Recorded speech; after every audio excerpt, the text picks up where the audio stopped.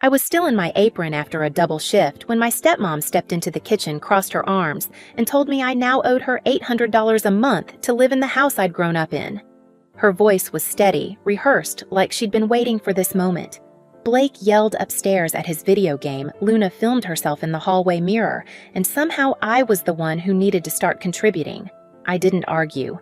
I didn't even blink, because she had no idea she'd just triggered the one secret capable of ending everything she'd built. People assume a house becomes yours the moment you move into it. But for me, this place was mine long before I understood what ownership meant. I was 8 when my mom died, and the world went quiet in a way no child should ever know. My grandparents, Harold and Elise, stepped in without hesitation. They sold their own place across the city, moved into this 4-bedroom home in Denver, and filled every corner with warmth my father couldn't give at the time. I remember evenings when Elise would sit beside me at the old dining table teaching me how to slice vegetables without rushing. The smell of simmering broth, the softness of her laugh, those things stitched the first layer of safety back into my life. Harold tended the garden outside, humming while trimming the roses my mom planted. Whenever the wind swept through the yard, it carried a little bit of her with it. That's why the house mattered. It wasn't walls, it was memory. Then Selena arrived. My father met her at a work event, and within months she was in our living room setting down glossy suitcases and announcing she didn't mind the older decor. She said it with a smile that didn't match her eyes. The first week she reorganized the entire kitchen. The second, she cleared out Elise's ceramic bowls, quietly replacing them with things she called modern. Harold simply nodded, but I caught the way his jaw tightened. Selena's children, Blake and Luna, slipped into the house like they'd been here forever. Blake claimed the downstairs den for his gaming setup. Luna spread her outfits across 2 closets and declared the lighting terrible for photos. I was 12 when the chores began shifting my way. Small things at first, vacuuming, setting the table. Then laundry, then everything. Whenever I asked why Blake and Luna didn't help, Selena would tilt her head and say, "They have different needs, sweetheart. You're more mature." My father didn't push back. He seemed grateful to have someone taking charge of a household he'd abandoned emotionally for years. By the time I was 16, I'd memorized everyone's routines. Blake slept until noon, leaving sour-smelling clothes piled in the hallway. Luna rehearsed her fake laugh in the mirror while filming makeup videos she never posted. Selena floated from room to room, touching surfaces lightly with her fingertips as if testing for dust. She always paused at my mother's framed photo in the hallway, but never acknowledged it. Outside this house, my life felt normal school friends, part-time work. Inside, I was an unpaid maid, slipping through the same rooms my grandparents once protected. Yet I stayed quiet, convincing myself it was temporary, that Dad needed peace, that kindness was a form of strength. But the thing about quiet resentment is that it stacks layer by layer until one day even the smallest added weight makes the whole structure shift. And that shift was coming long before Selena asked me for $800. The weeks leading up to Selena's rent demand were already stretched thin. I'd started taking more shifts at the cafe to cover my online classes, and every night I came home to something new added to my list of house responsibilities. Selena never wrote them down. She simply announced them as if they were universal truths. "Laundry rotates on Tuesdays now," she'd say, handing me Blake's overflowing basket that smelled like sweat and stale chips. "The upstairs bathroom needs scrubbing again," she'd add, ignoring Luna's contour powder coating the countertop like desert sand. "Remember to wipe the baseboards. Dust collects quickly in old houses." Old houses. She loved calling it that. Meanwhile, Blake lounged in the den, yelling into his headset, and Luna filmed haul videos surrounded by unopened boxes. When I'd pass through the hallway, she'd glance at me like I was a background extra walking into her shot. Sometimes she'd say, "You should try dressing up more. Might help your confidence." Then she'd smile sweetly at her phone and go back to posing. Selena escalated things quietly, which was her specialty. She'd leave stacks of bills on the counter with my name circled in highlighter, pretending it was a gentle reminder. She'd sigh dramatically whenever I cooked, wandering behind me and adjusting the stove temperature or criticizing the seasoning. She'd tell my father within earshot that I needed to develop independence before adulthood passed me by. But the real turning point came one cold evening when I walked past the partially open door of her so-called meditation room. Her voice drifted out low and controlled. "She needs space, Richard. Sending her to a college out of state would be good for everyone." My father murmured something inaudible. Selena continued, "She's holding us back. And honestly, she's too attached to this house. Distance will help her grow." The words hit me like a physical blow. I froze in the hallway, holding the grocery bags I'd just brought in the cold air from outside, still clinging to my jacket. She wasn't just pushing chores onto me, she wanted me gone, out of my home, away from my memories, out of the way. Later that night, while I folded a stack of towels in the laundry room, I replayed the conversation in my mind. My father's silence, Selena's confidence, the certainty in her tone like she was making long-term plans that didn't involve me. Something tightened in my chest, not grief, not fear, something sharper. I'd spent years telling myself that staying quiet preserved peace, that patience made me strong, that kindness would eventually be recognized. But standing there under the humming fluorescent light, I realized the truth. Silence was exactly what Selena depended on. She thought she knew everything about this house. She thought she understood every advantage she had. She thought I was too timid to push back, and she was wrong. Because that very night, I remembered something my grandmother once told me as she kneaded dough at the kitchen counter. The moment you let someone rewrite your place in your own home, you lose more than space. You lose yourself. I wasn't ready to lose anything else. And the first step to taking myself back started with a discovery Selena never saw coming. The next morning, the house felt colder than usual. Not temperature, something else. Something in the walls. In the silence.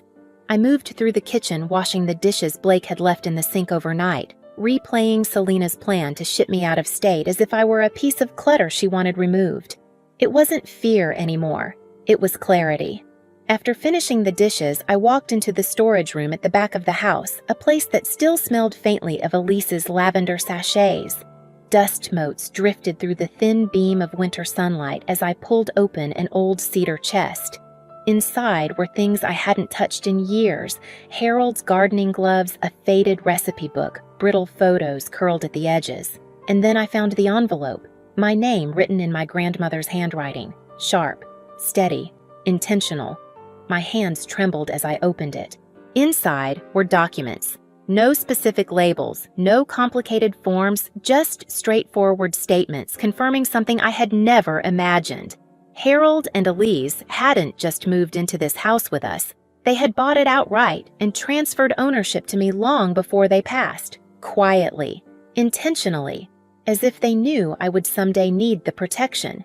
For a long moment, I just sat there on the wooden floor, the envelope resting in my lap, the room spinning with memories of Elise humming in the kitchen and Harold tapping mud off his boots by the back door.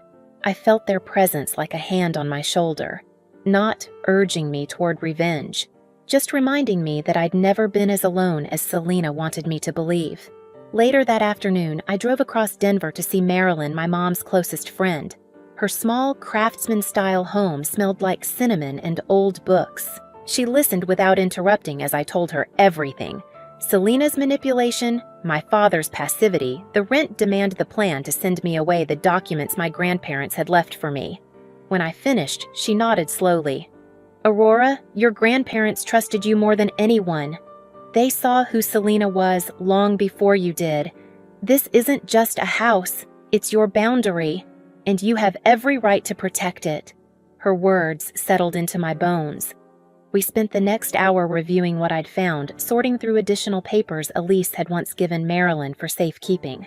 There were old Bill's notes from Harold about the property and a few recorded voicemails that caught Selena speaking harshly to Elise years ago, nothing dramatic but enough to confirm a pattern. Evidence wasn't vengeance, it was truth. By the time I left Marilyn's house, the sun had dipped behind Denver's rooftops, casting the whole city in muted blue. I drove home with a steadiness I hadn't felt in years. Determination. Purpose. Selena wanted to push me out. Instead, she'd pushed me into remembering who this house truly belonged to. That night, as I walked through the front door and saw Selena sitting on the couch, scrolling through her phone, I understood something with absolute certainty. She had no idea the power she'd just handed me. And by the end of the week, the balance in this house would shift forever. I didn't plan to confront Selena that soon. I thought I'd need days, maybe weeks, to steady myself. Instead, she cornered me the very next evening. I'd just come home from a closing shift, the smell of espresso still clinging to my clothes, when I found her sitting at the dining table with a folder placed neatly in front of her. Blake sprawled on the couch behind her headset around his neck, and Luna sat cross-legged on the floor, scrolling on her phone as if the house were a studio set for her next post. Selena smiled without warmth. Perfect timing, Aurora. We need to discuss your financial contribution. There it was. The line she'd rehearsed, the beginning of the end. I hung up my coat and walked in slowly, letting the quiet stretch. Contribution. Yes, she said, sliding a sheet of paper toward me. $800 a month, plus your share of utilities. It's only fair. She paused, glancing dramatically at Blake and Luna. Everyone has responsibilities. I looked at her then, at her children. Blake picking crumbs off his shirt, Luna adjusting her ring light. Everyone, I asked softly. Selena blinked. Don't be difficult. They're focusing on their futures. You're working now. A laugh escaped me, small, humorless. Their futures, Blake scoffed. Don't start Aurora. Luna flipped her hair. Some people don't get it. Selena's expression hardened.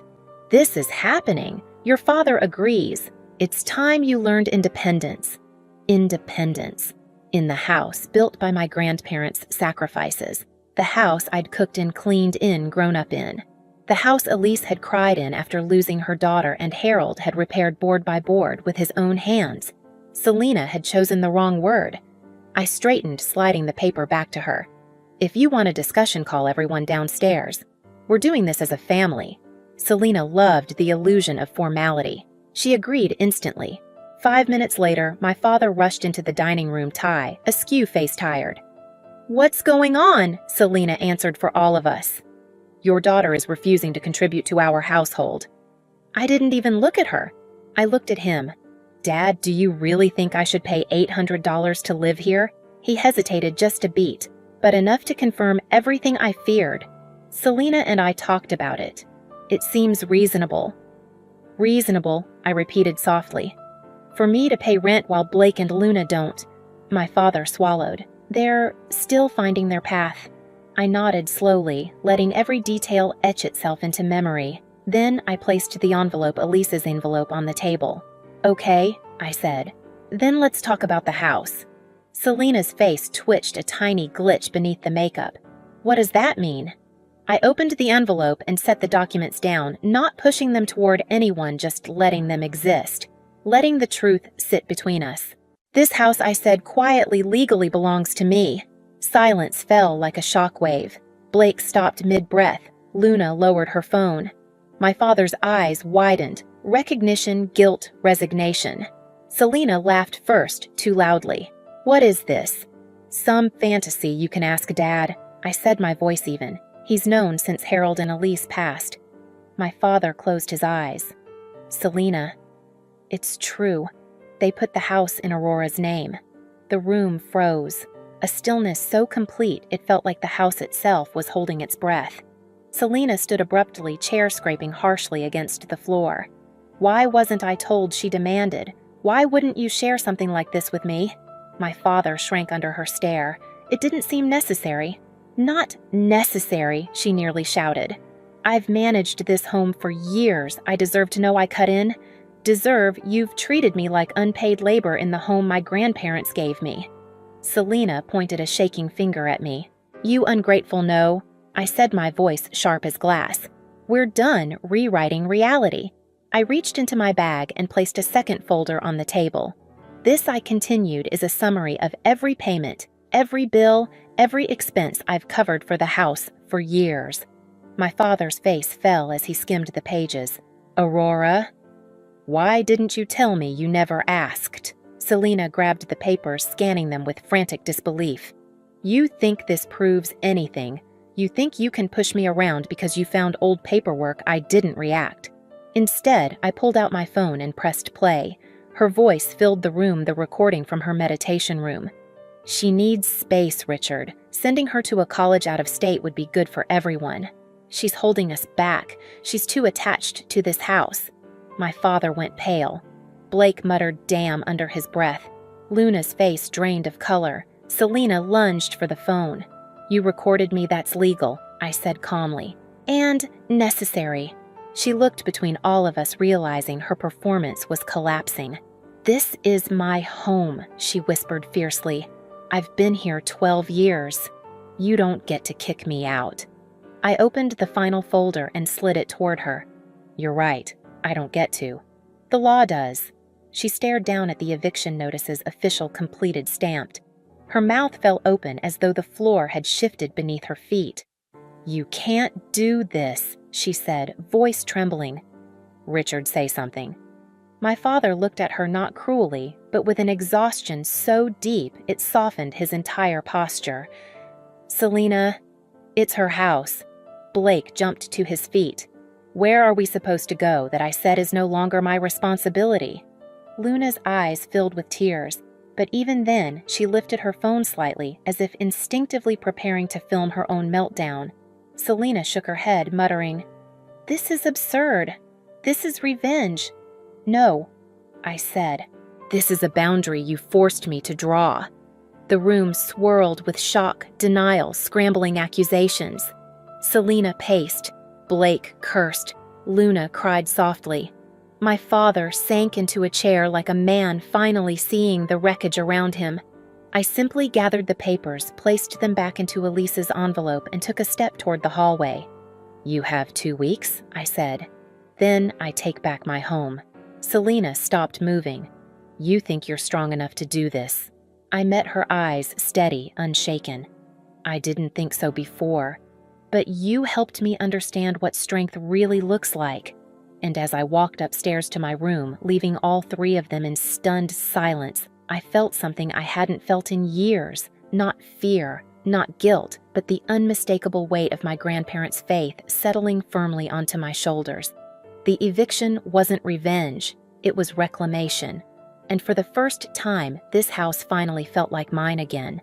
2 weeks passed faster than any of us expected. The morning Selena finally left the house felt strangely quiet. No synthetic perfume clouding the hallway, no raised voices drifting from the den, no demands disguised as suggestions.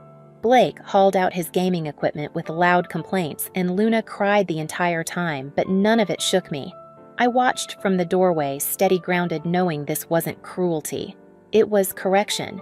My father didn't move out, not officially, but he spent most nights elsewhere.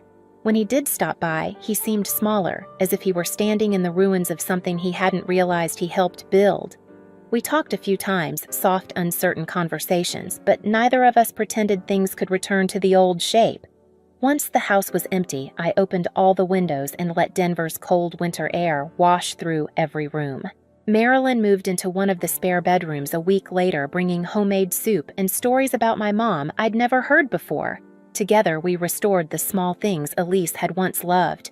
For the first time in years, I woke up without bracing myself. The house wasn't a battlefield anymore. It was a home.